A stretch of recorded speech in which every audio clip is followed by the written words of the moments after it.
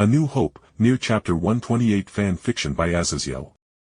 Please subscribe to this YouTube channel for listening and patreon.com/Azazyel to read all of Azazyel's stories. Samus's armor was many things. It could defend the soul, body, and even the mind from damn near anything. But it was also a major fucking block. How could you get a girl in the mood when your hand could only caress smooth metal? Yeah, basically impossible. Either way, Samus was less focused on hanky spanky and more focused on trying to suck the life out of myself in her demanding kisses. Finally, though our lip-locking ended and then pulled my head against her armored chest where began using her free armored hand to gently pick through hair looking for dandruff or something which felt weird but also nice, though I definitely recognized the bird-like habit of mates taking care of the other. Oh dear God, what if Samus actually lays an egg? I thought, mentally shuddering at the possibility before I coughed. Thank you, Samus. I suppose if we are together as it were, I should give you a more detailed explanation. I spoke and then dived into the explanation about how I was from alternate universes and how Yoarha went around to worlds, helping out humanity as a whole, with the last world being RWBY, and I began explaining how the world was, and still is, overrun by endless hordes of monsters. And with that explanation, Samus leaned back a bit from the hug, but still with her non-arm cannon arm holding my lower arm as she spoke, not blandly or anything negative. No, she simply stated as a simple fact, like how water was in fact wet. Then I shall come to help you then in your noble goal.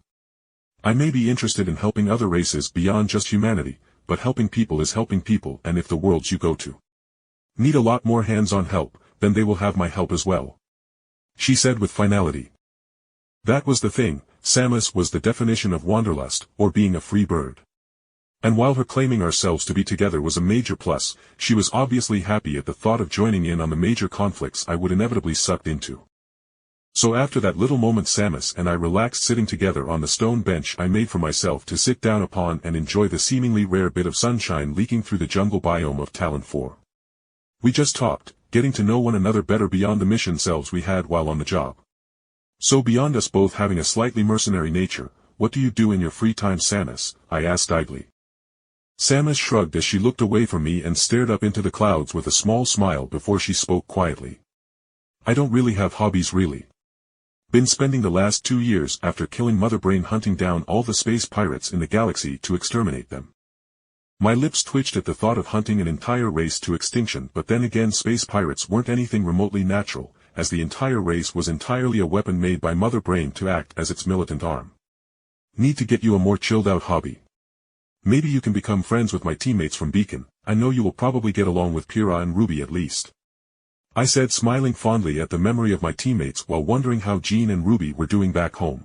I knew how Pyrrha and Weiss were doing very well, as they sent pictures and videos through the Origin app services, so I could see them even here. Actually, if you would like, I can video call a member of my teammate if you would like to meet them, I asked with a smile, and Samus blinked, and after a moment of silence as something filled her mind, she smiled, as she responded with a small smile. Here, come onto my ship so I can feel safe enough to take off my armor and we can talk to your friends more naturally than seeing me in my bulky armor, she said with a weird light in her eyes as she took my hand and all but pulled me into her ship.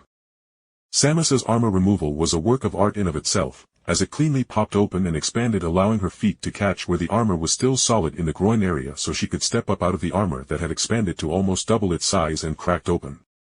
And of course, as Samus came out of the armor, she was left in her Zero suit, a synthetic tightly fitting body glove that could sync to both her armor and own nervous system, so she could feel things on her armor like they were her own flesh, so she didn't get claustrophobic, and among other things like making sure she had good control over her hand, so she didn't crush someone else's hand in a handshake.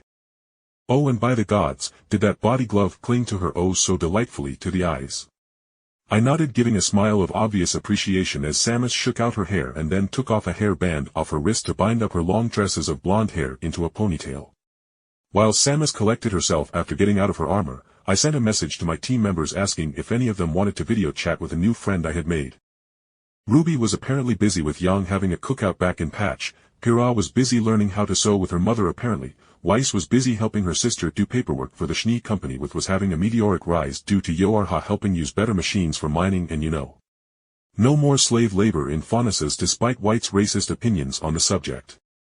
Finally, though, Jean sent a message that she would be happy to speak to my new friend, making me smile and feel relief at how she didn't make me look like a dumbass. So as I pulled out my scroll and pulled it open so its holographic screen was at its widest, I stiffened as I felt Samus come up behind me and her large breasts push up into my back with her chin resting on my shoulder as the call connected. Predatory blue eyes from Samus met the collected and observing blue eyes of Jean Arc, creating a tense silence as I realized that Samus was trying to establish some kind of pecking order. But as though in response, Jean said with an off smile, "Jake is already part of our team's family." Samus retorted quickly. "He touched upon my very soul and gave me aura." That was the wrong retort as Jean grinned as she leaned in close to the camera to whisper. "And he touched mine deeper. Also, my boobs are bigger and you are too tall." And the call was shut off just as Jean looked at me and winked. "Welp, Jean has claws from having 7 other snippy sisters, I guess," I thought wryly as Samus's grip around my waist tightened in outrage.